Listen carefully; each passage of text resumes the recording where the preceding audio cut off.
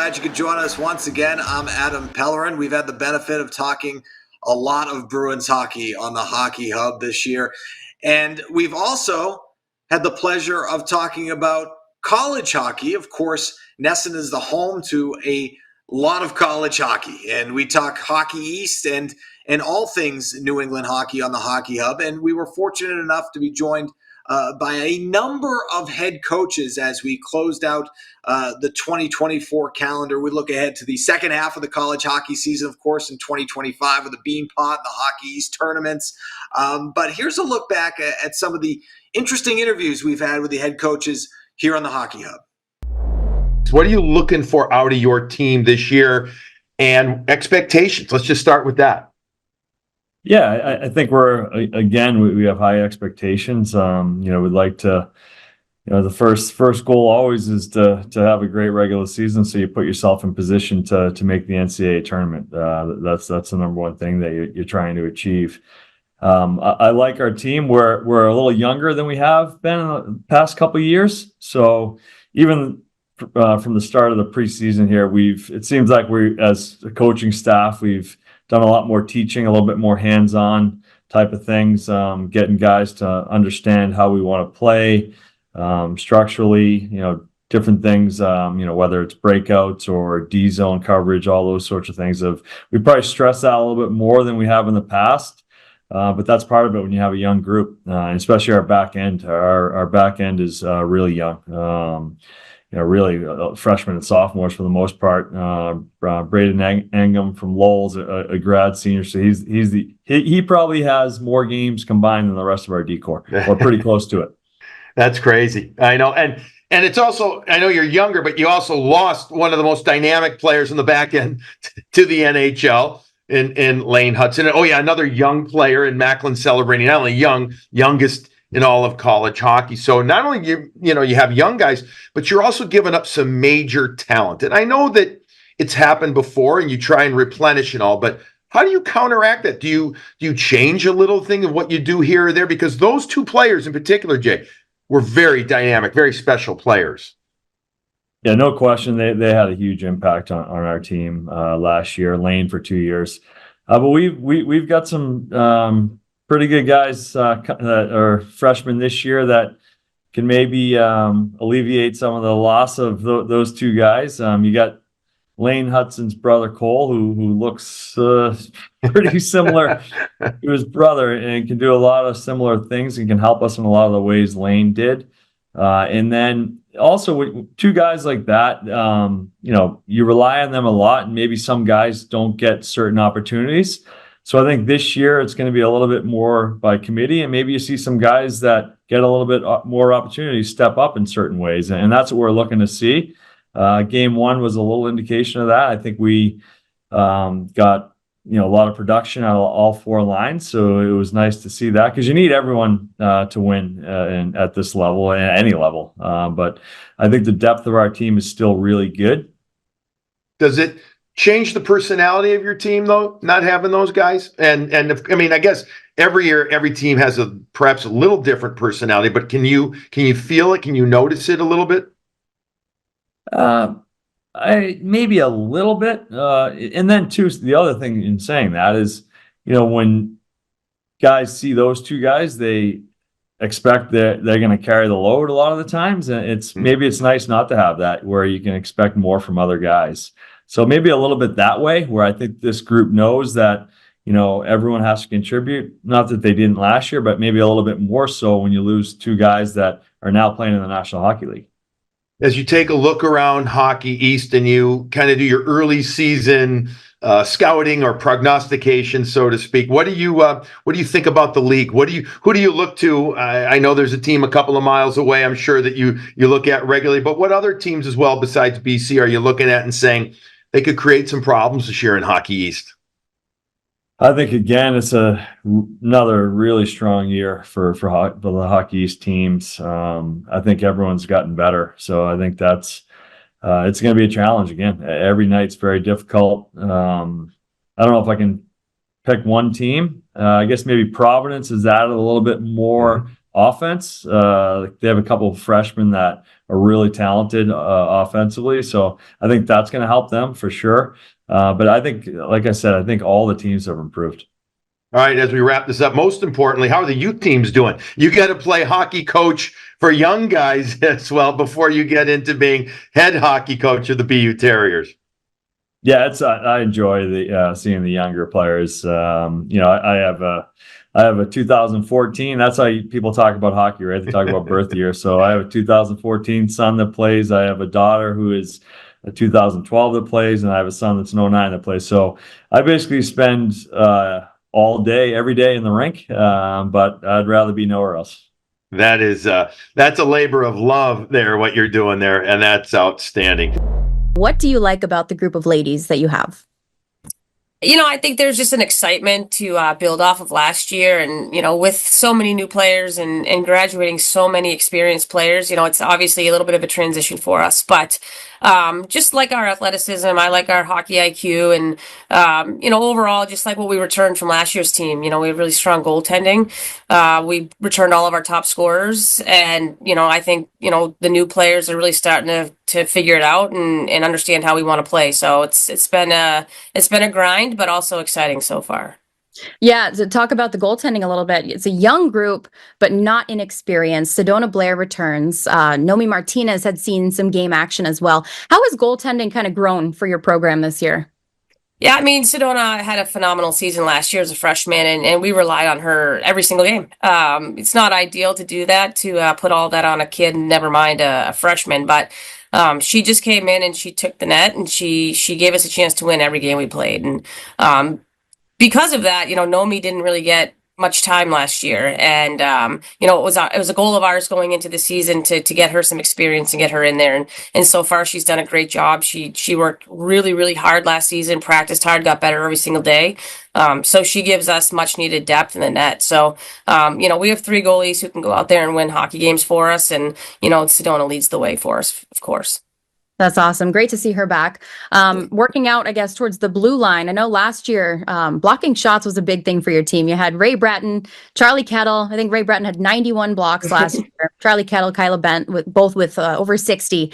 Have you seen anyone kind of emerge that might look like they are ready to step up to the occasion in the physicality sense back there? Yeah, I mean, that's something we talk about a lot. We did graduate a lot of physical, tough, experienced defensemen from last year's team. We knew that was going to be a challenge for us this year to get this new group on the same page and to play the way we want them to play. So, the one player that really sticks out that's playing physical and has really stepped in is Maddie Crowley-Cahill. She's got experience in Hockey East. She's tough, she's big, she's strong. So she's really helped us in that category, but, also brought in Andy Calderon. She played at BU. So again, also experienced in the league with a lot of, a lot of touches on the puck in this conference, and a lot of physical play as well. She's a little bit different player. She's a great skater. She moves her feet.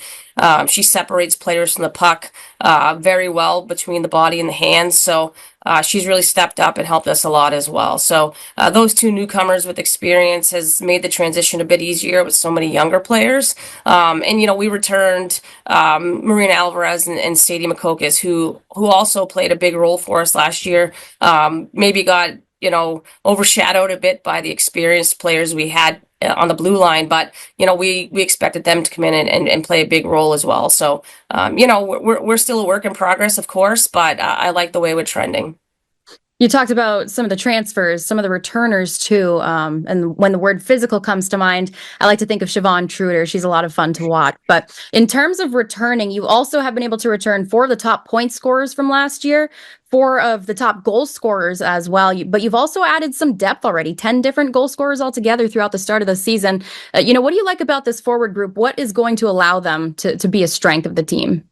Yeah, I mean, our returners have to get going. We need them to score goals if we're going to, match and exceed the success we had last year. And they will, for sure. They have experience. They know how to play. And, sometimes it just takes a couple games to really get going. And we're going to need them, and they're going to step up. But what I really like what's happening is that when they're not scoring, you need secondary scoring. And to have these kids step in, Julia Cabral got her first goal Friday night. Courtney Lilly got her first goal on Saturday, and those were huge goals in order for us to go 2-0 on the weekend. And so, when the kids that are going to score and have historically scored, aren't doing it quite yet, to have those other kids step up and help you win games, just shows that you have some depth, and we're going to need that throughout the season. But I'm not worried about our returners who did score a lot for us in the past. They're going to get going and they're going to put up a lot of points. So excited for them as well.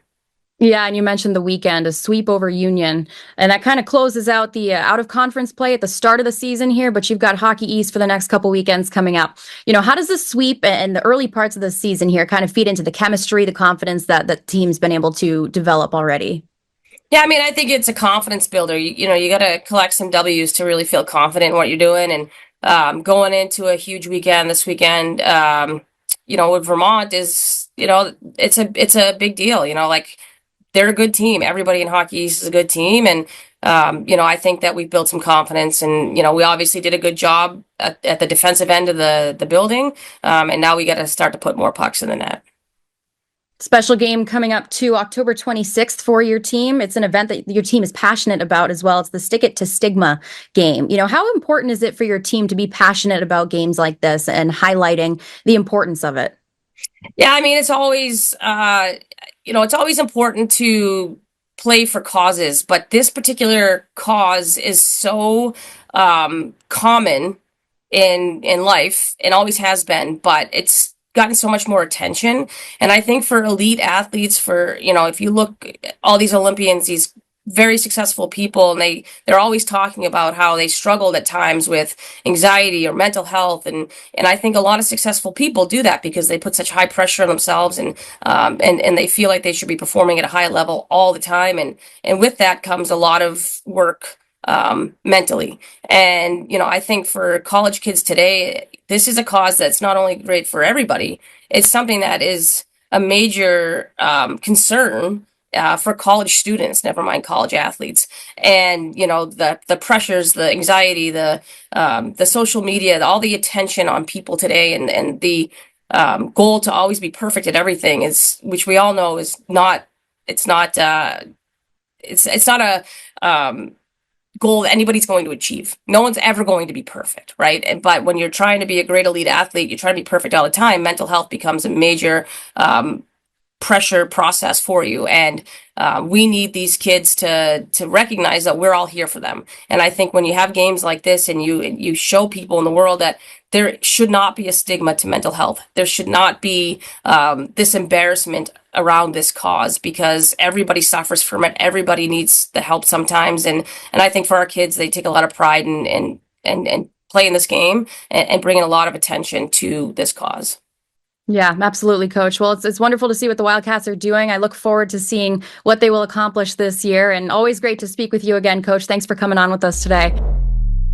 All right, well, our first time this year to catch up with Providence College and head coach Nate Leaman. Nate, as always, it is awesome to see you. Your team has started out well on this season. What have you liked so far about your team as they've gotten to the initial couple of weeks of the NCAA season?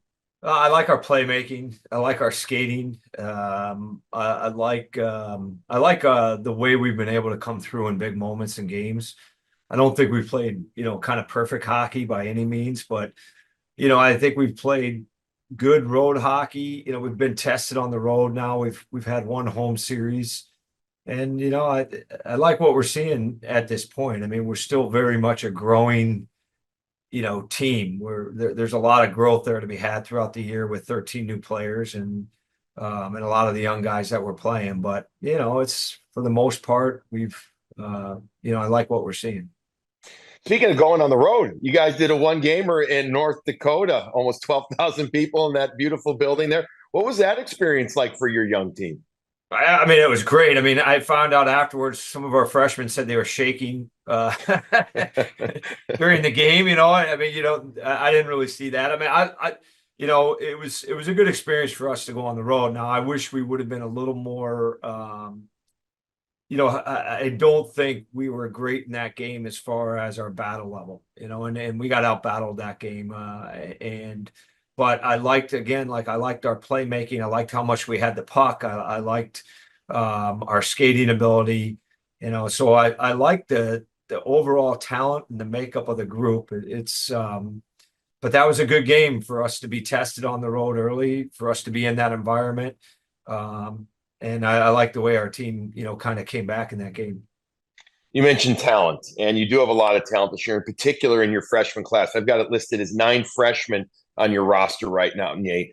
You also have 8 grad players on your roster, so you got that kind of young and old mix right there. Let's start with the youngsters and what they bring to your team, and the importance of this freshman class, Coach. Stick skill, talent, ability, playmaking.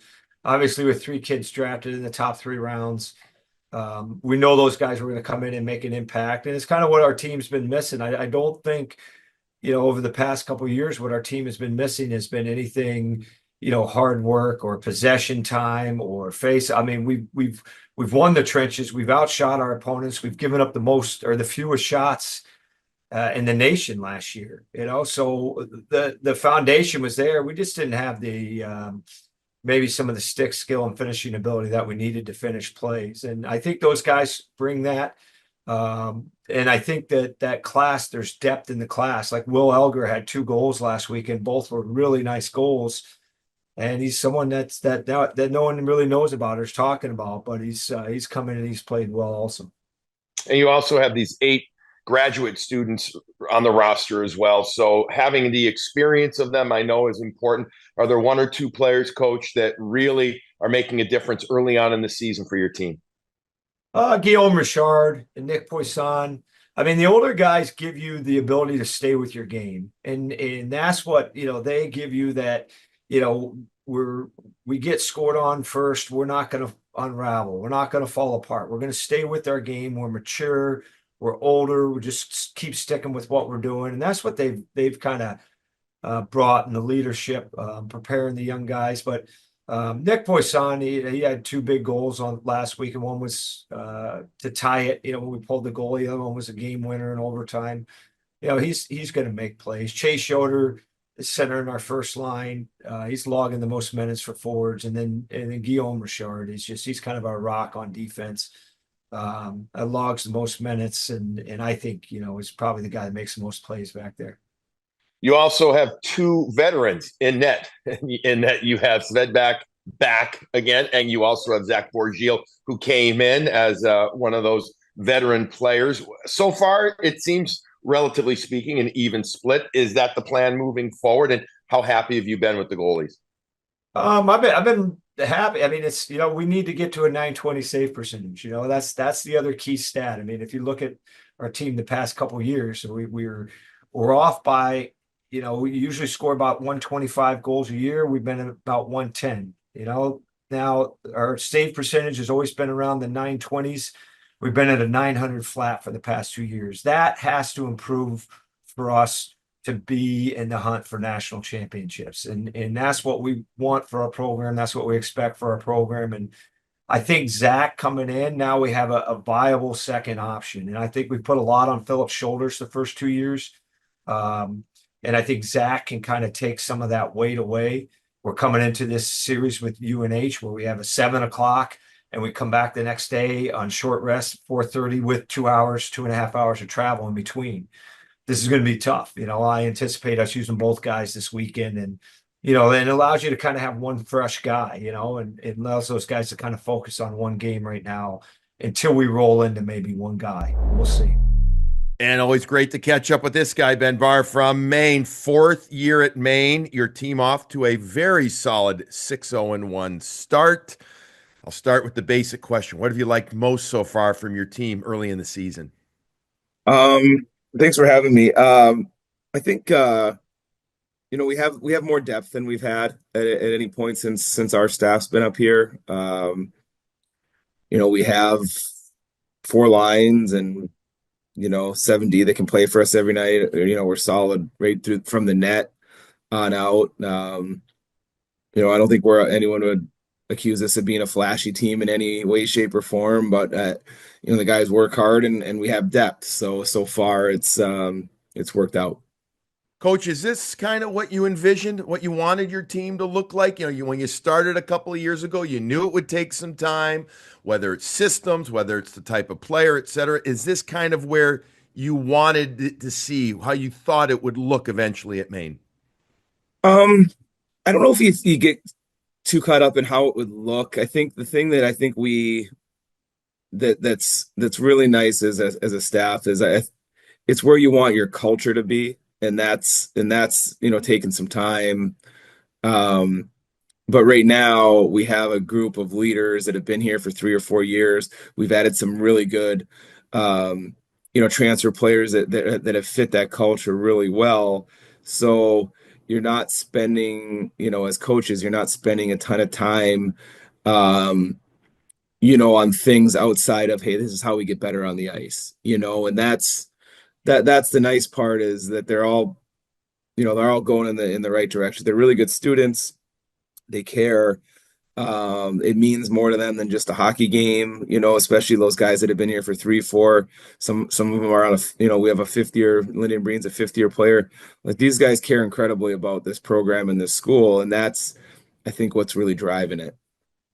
You mentioned depth, and I'm looking at both your offense and your defense. The offensive numbers pop out, almost 4.5 goals a game.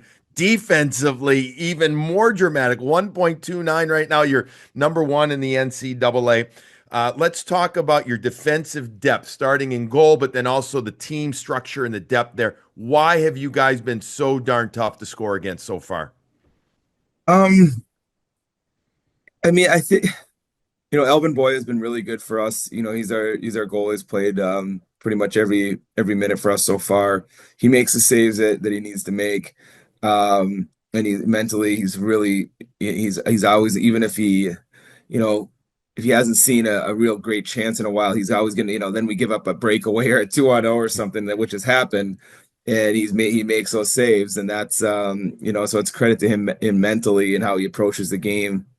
Our decor and David Brazil and Brandon Holt are two guys that have been here for 3 or 4 years with us, and they're not flashy players, but um, they're leaders on the ice. They're also leaders off the ice, and then you add Frank Jurasevic was a transfer for us, and Brandon Chabrier.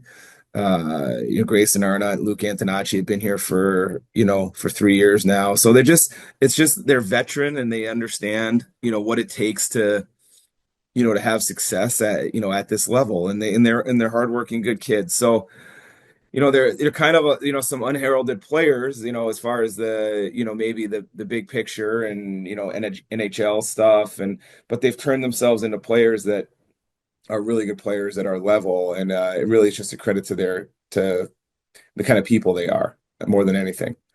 You've gotten offensive depth too. You've balance in there. I mean, Harrison Scott putting up tons of points right now, but you mentioned Holt from the back end. He's putting up points, or point per game. Last year he had 15 points. This year he already has 11.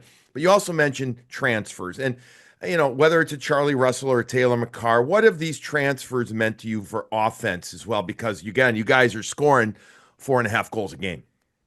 Yeah, I mean, Taylor is having, so far his best, his best year in college, which is great. And Charlie Russell's come here. I kind of view him as a freshman because he just only played a few games before he went back to junior last year, so he feels like a freshman. Mm-hmm.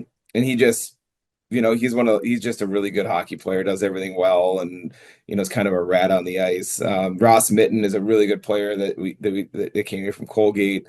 Owen Fowler is a player from Lowell that's coming. Like, all those guys have given us something. They're all good hockey players, and that, the production is nice, but they're responsible two-way guys. And if you're not a team that has 12 drafted forwards or 5 first-round picks or something like that, you need to have really solid two-way hockey players that when the play's there, they can make it, but they're also really responsible. And I think that's first and foremost kind of the way our forward groups, approach it. And we're getting, production from everybody just because we have 12 guys we feel that can play every night. And there's some guys that haven't even got a chance yet that could probably fit right in there. And it's a nice thing to have. I never will say that recruiting is easy. That I understand because it is not. It is a constant fill the pipeline thing. But with the success that your team had last year, Ben, and with how you're doing already this year, and I know it's early, but it's impressive. Have you noticed recruiting changing a bit for you guys in any way, whether it's a different type of player, a different interest, a different skill set? Have you noticed that? And what have you noticed, if so? Yeah, I mean, I don't know if it's recruiting is changing, just for us, Billy. I think it's more recruiting is just changing in general now, Yeah. because our world is changing every day. And um, I probably said this to you last year. Like the only thing I think that matters in recruiting now, when I started, it was like, how many games are you going to go see can you see 200 games on the road as an assistant coach? And, the more you see, the better you recruit, the harder you work, the better your recruiting is going to be. It's not really like now when the rules have changed and technology has changed, I think that's changed a lot now, where I think the only thing that matters is that our players feel like they're getting better. And they're in a program where they have a chance to win. And then the recruiting kind of takes care of itself. And, we saw that last year. Players come up here, and the other advantage that we have, which is really incredible, is playing at the Alphon. Yes. Players come up here, and it's like if they don't know, and this isn't, this is just the way it is now in our world. Like you play against another team, and you're not, but then those are sometimes the calls you're getting in the spring because when that wasn't a thing 5, 6, 8 years ago or whatever, right? Like, hey, so and so, and that's so. I think recruiting is just changing in general, and we're all, and it's going to keep changing, maybe with the CHL stuff or whatever. Like just you take care of what you can take care of in your program. Hopefully, you have a really good culture, and then the players that want to be part of something like that usually will come, and that's and that's probably more so than when I started 15, 20 years ago. You get a player and they're there until they sign, or it's so good or so bad that they're willing to sit out a year. So yeah, it's just a really interesting time in our world right now, and it's exciting times up here just because the community loves it so much, and that's been really cool to see, the excitement around it again. But we wake up every day just going, okay, well, what are the rules today? And Yeah. it's almost like a daily thing. How much it is an advantage to have a revitalized, a refreshed Alfond Arena in your back pocket for recruiting too. I mean, it is one of the gems in college hockey to play in. Yeah, I never imagined. I mean, I knew obviously having been in this league for a while at other schools, like, what it was like up here. I never imagined, what it could be, because I never saw it in the 90s, early Mhm. 2000s when, it was really rolling. Um, we're doing a $50 million renovation right now that's going to be done at the end, for the start of the season next year. Um, it is such an advantage for us. And now it's become just such um, a recruiting advantage, when you get to step out on that ice, and it's I mean it's electric in there an hour before the game starts. And you don't see that in too many places anymore, probably at any level. Um, so we're just super fortunate to have the greatest, I think, college hockey community up here. And that's a credit to everyone that, obviously decades of success that was here before us, and now they've seen a little bit of it, and it's just a huge advantage for us right now. And great to catch up with you, Steve. You're in the thick of it right now. You're 2-6-3 on the season, 2-4-2 in Hockey East. You've had some close games, kind of mood swings almost. Looking at the scores of your teams here and there. What have you liked most about your team so far, and where is the biggest focus for improvement so far as well? Yeah, I would say inside of each of these games, like you're saying, there is a bit of mood swings or roller coasters, and we've found some way to win some games. We've been in a lot of tight games, except for this past weekend against Lowell. And the things that we're excited about is we have a really good freshman class. We have a talented freshman class in here. They're producing on the score sheet. We have a couple guys that inside of that class that aren't point producers that do a great job of defending for us. So we're excited about that class and building on top of them in year two of this coaching staff, having control of this program. But I think the learning points for us have been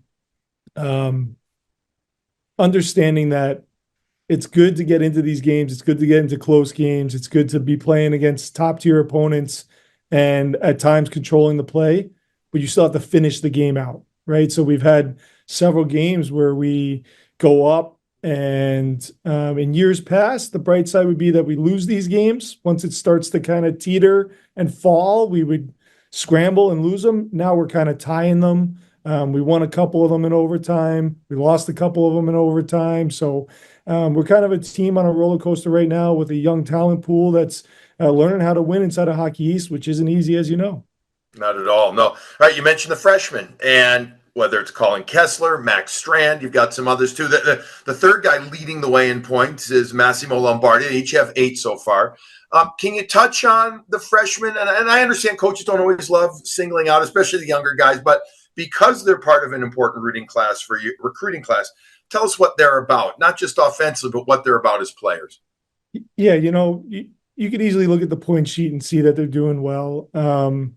What you don't know is these guys kind of have a burning desire to win. They're great kids. Obviously, their talent comes through by looking at that point sheet, but Colin Kessler, Max Strand, Blake Steenerson, Mikey Lastarza, and then the 2 defensemen are Jax Wismer and Charlie Kinsman. They have come in and assimilated right away and pushed us forward.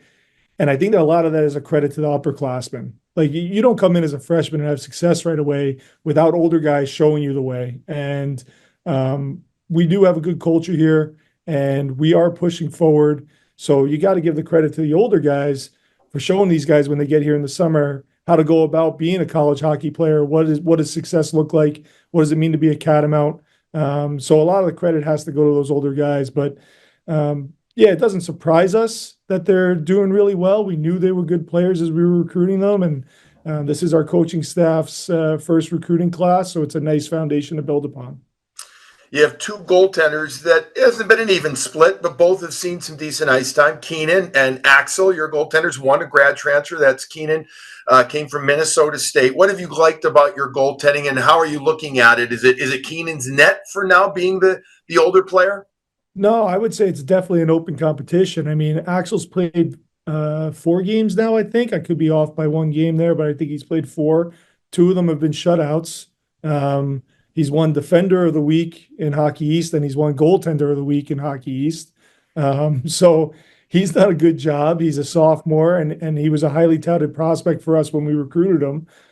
So, it's nice to see him take a step and start pushing Keenan. Now, Keenan has the experience, and he's going to have to deal with the hot sophomore pushing on his heels. And I think we'll have a healthy competition here up into the second semester. And I'm hoping that one of these guys will grab it and go after we get back from Christmas break. But for right now, it's definitely an open competition. Competition is always great. Speaking of great, your special teams, the numbers are really good. As I was prepping to sit down and talk with you, 20% power play, 93% on the PK. So I'm going to assume you're happy. Coaches are never satisfied, but you're happy with where those at. But from an X and O perspective, what do you need to do better than at 5-on-5? Because again, the special teams seem to be doing their job so far. Yeah, we've been obviously Scott Mosier and Brendan Bradley deserve a ton of credit for what they do with the power play and penalty kill for us. Those are clicking on all cylinders. We've had some 5-on-5 success, but it's like you said earlier, it's been very roller coastery. Like, go from giving up 0 goals to giving up 6 against UConn. And we got to find a happy medium, right? We give up 0 to UMass Amherst on Saturday and then come back and give up 5 against UMass Lowell. So I think it is a little bit about defensive intensity. We are young down the middle. We have 2 freshmen that you mentioned playing center for us. And that's a key defensive spot for us. And we got to kind of understand that every single puck matters. When you're playing at this level, every play matters. And if you don't bring that defensive intensity for 1 second, that's the difference that these players need at this level to score against you. And it's different than junior hockey. So, we're learning that as we go along, and we've had some spouts of success with it and some on the flip side. And on the offensive side, we've had games where we score 5 or 6, and we've had games where we score 0. And it's the same thing. Like, there's no ice for free. You have to earn every inch. And if you don't bring that intensity level and that compete factor on any given night, you're not going to produce. So it is a learning experience. We're on them every day about teaching them that. And hopefully here it starts clicking soon on a consistent basis. You guys are in the midst up in Burlington of a bit of a reno of the gut of Gutterson Fieldhouse, and it's going to happen in stages. So I know some nice things have happened as far as the players and staff go. Tell us what has happened as part of the renovation and what's ahead. Yeah, so we've gone about it in phases of renovating the gut. One phase just finished about 2 weeks ago. We have brand new player amenities. So our locker room, players lounge, video room, training room, catering room, they're all brand new. Our coaches' offices, we have a brand new physical therapy, hydrotherapy room, new student athlete success center for the guys that have study hall and tables and stuff like that to get their work done. And a new victory club to host the alumni and all that kind of stuff. So we're doing these renovations in phases. On the horizon, eventually we want to finish inside the gut and get the seating finished, add those luxury boxes that we've been talking about. And I think that's part of the next phase. But for our players, they want for nothing. Like, everything's been taken care of. So they're set up for success, and they have everything they need to go out and win hockey games and develop as student athletes. So we're excited about the phases that we have completed. And it's always great to be joined by Tara Watchorn, head coach of BU women's hockey, second season as the head coach too. I guess we can start there. How does it feel to have the first season in the books, Coach? Well, it feels great. And we've been saying it all year, just to get to have a year 2 with our program is awesome. We know the players a little bit more. We feel like we knew what the team needed, and we could hit the ground running even quicker and not have to feel like we're onboarding an entire group with the brand new staff, being able to make adjustments and learn from year 1. So it's been a lot of fun so far. Yeah, you talk about hitting the ground running. I feel like that's exactly what the team did this year. You have a 9-3-1 start overall, 7-1-1 in conference, which is great. So in the last 9 games, 8 wins and a tie. It seemed like after the Minnesota series, your team kind of took a turning point. What do you think contributed to that and just the hot streak we're seeing? For sure. I think it did. It started with our preseason. We looked at ways that we can upgrade our game. We focused a lot on contact, a lot on our compete. This might be the most competitive I've seen a team practice for this amount of time. And we brought that with us into the Minnesota series, like you said. And I think that they realized that it works and that we're a good hockey team. And you could see that belief just continue to build and grow starting out there, and brought it back home with us and haven't looked back since. I love that. I love that. Well, talking about the team, special recognition last month from Hockey East for quite a few members of your team. Tamara Giaquinto, Defender of the Month. Callie Shanahan, Goaltender of the Month. Lola Reed, Player of the Month. I guess let's start defensively. Obviously, having Shanahan in net, you have Giaquinto, Julia Shaughnessy coming back, some big shot blockers for the team. What about your D zone makes it hard for other teams this season?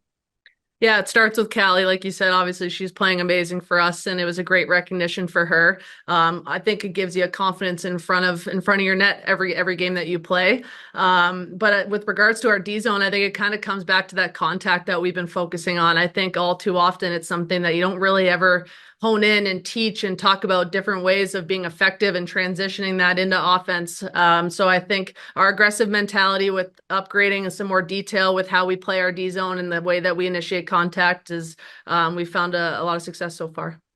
Okay. And then up front, looking at who you returned, I think you have 3 of the top 6 point scorers, 4 of the top 6 goal scorers, and 2 of the top point scorers are first years this year. What do you like about the talent that you had come back and that you've added up front?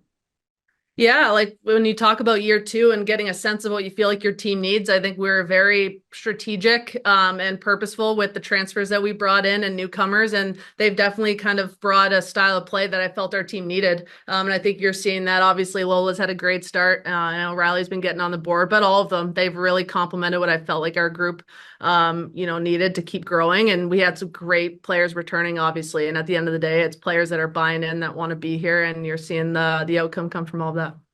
Yeah, and to touch on special teams, this was a topic I always like to cover with your team last season. You had so many options that you had 3 different power play units. One of them named after your cat. I know, handiwork of your assistant coach, Megan Myers there. But the power play is at 18%. PK has only been scored on 3 times. So how do you like the way that special teams have been showing up for your team? Yeah, I think we've talked a lot this year about continuing to elevate our standards as leaders and how we communicate. And I always think that directly compares to your power play units as well, right? Like you think a good power play is scoring, at best where you'd be happy 30% of the time. So I think being able to have that leadership within your unit and to have that identity and ability to debrief, solve problems, not get discouraged, not try to, try too hard if it's not clicking right away. So I think our leadership and patience with our power plays has been great, and they've just been calm and collected, and they're strategizing every time they get out there. So I think that's been a good part of our power play success so far. And the PK, just I think getting to keep upgrading it now that, like I said earlier, we're not onboarding an entire team. We're playing with that aggressive mentality, but we have more bandwidth to add layers and nuances as well. Do you still have 3 power play units this season? 2 power play units this season. Yeah. Okay. What are the names, just so we're aware?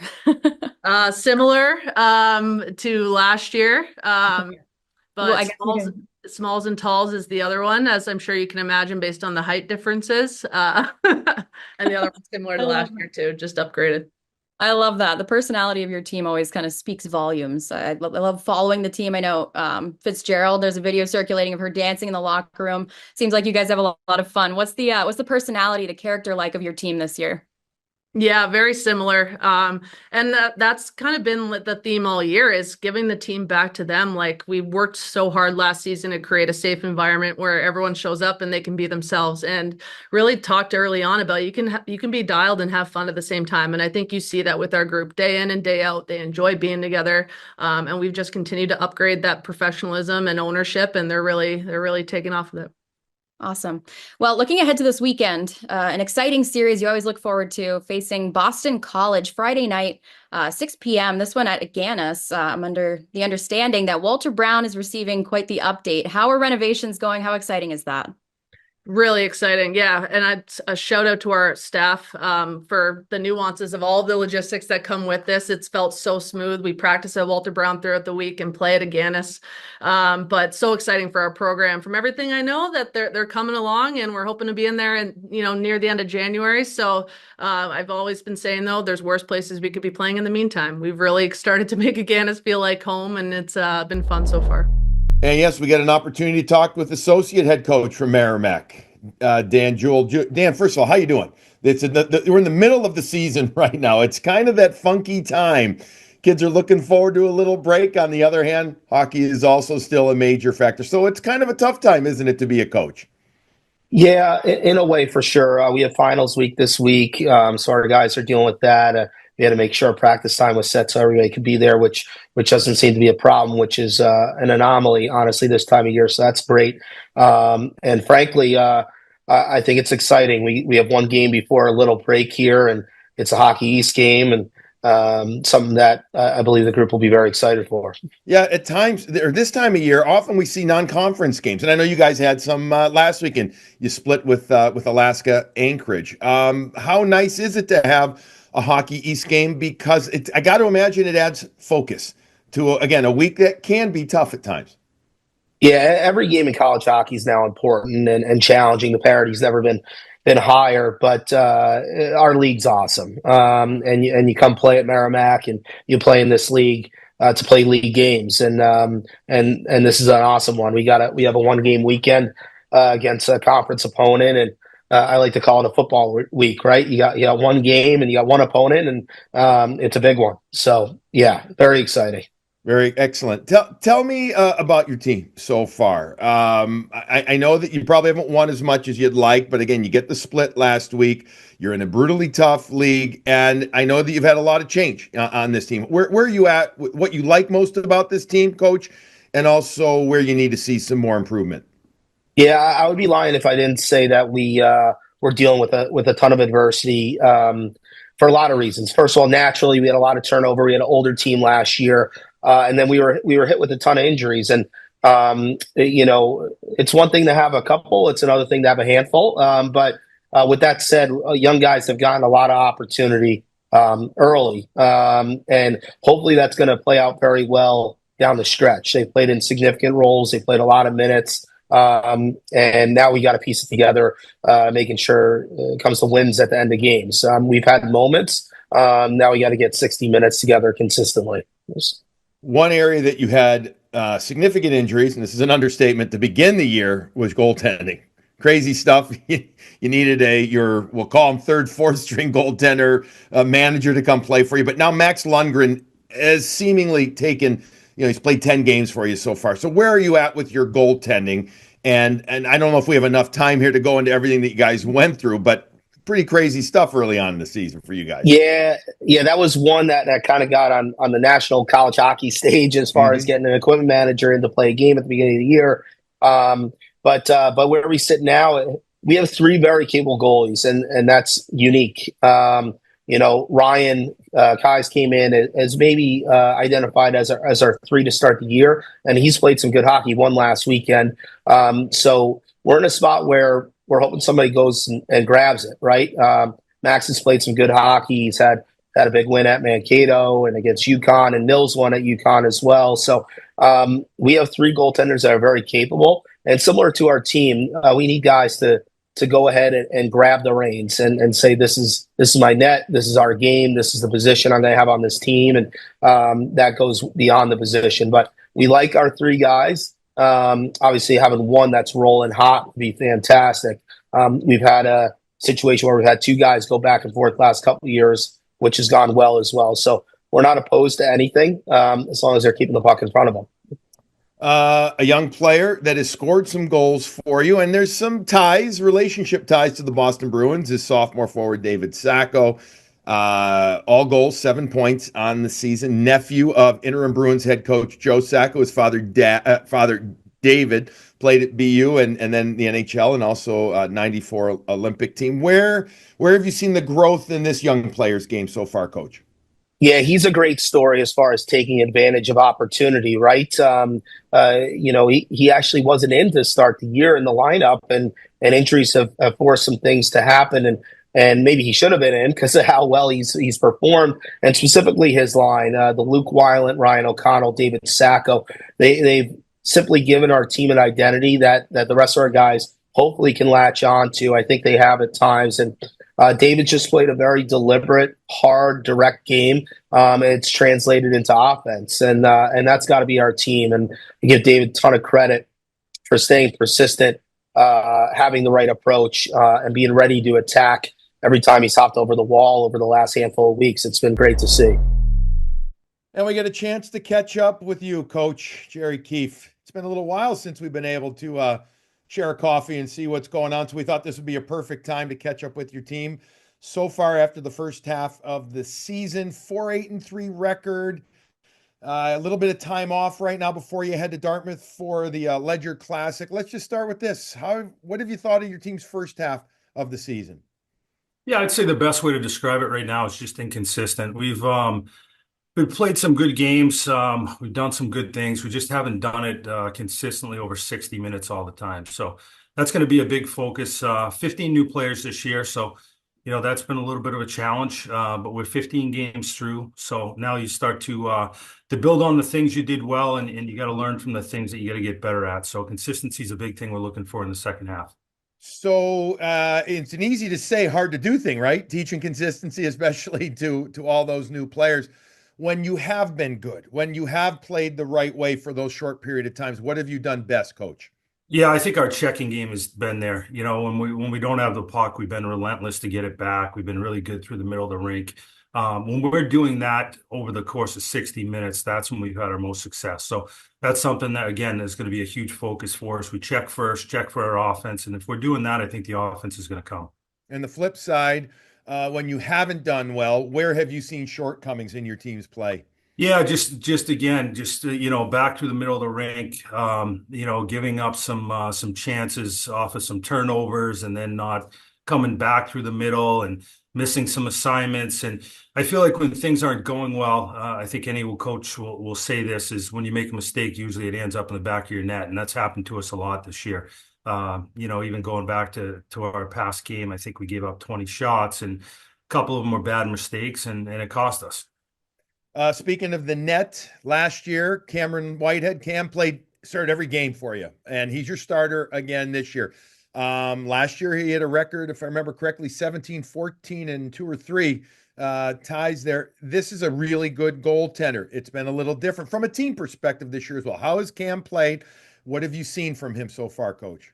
Yeah, Cam's been good. He's been good. I don't think Cam's gotten to the level that he's capable of, and I think he'd be the first one to tell you that. So we're going to need him from the net on out. We need to all be better. And when you have an elite goaltender, the expectation is very high, and that's the case with Whitey. So we're expecting him to go back, hit the reset button, and come back and really give us a chance to win every single night, like he's capable of.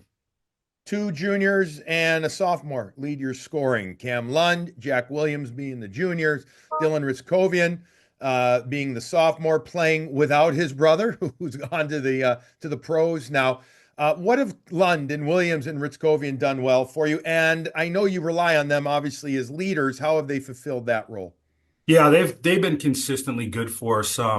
They're 3 guys for me that have really played well off the puck this year. And they don't have it. They're guys that work hard to get it back. They're getting above pucks. They're checking well, and that's leading into the scoring for them. So that's what you need out of your leaders. You need them to play the right way, and they've done that for us. So now it's just getting everyone to buy into that type of system, that type of identity as a group. And like I said, it's been there for us. Now we just need to do it all the time. Jerry, how are you guys treating the break with school being done? And then you got a little time up before you head up to Dartmouth to play, where you're actually going to see a fellow Hockey East team starting with Providence there. So how are you guys treating the break? Yeah, so our guys skated yesterday for the last time. On Tuesday, and they all headed home. They'll come back on the 26th.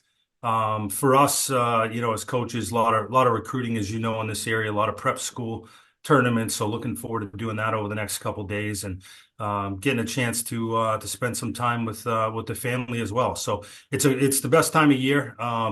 So we're looking for get home, spend some time with our families, and get back excited for a huge second half for our group.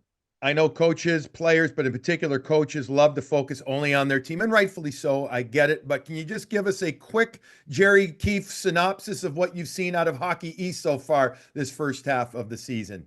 Yeah, it's strong this year. You have to come to play every single night. The thing about Hockey East is every opponent brings something different, and you play some teams that are extremely skilled, and they come at you in waves, and they're really good in transition. Then you play other teams that are just really tight defensively, that don't give you much. So, if you're putting yourself in a situation where you're tied or maybe even down a goal, up a goal going into the third period, that's kind of where you want to be in our league this year. And you're going to have to win a lot of games in the third period. I feel like our league is as strong as it's been in a long time. And on top of that, there's great goaltending. So even when you're playing well and you're getting opportunities, you still got to find a way to put the puck in the net against some really good goaltenders.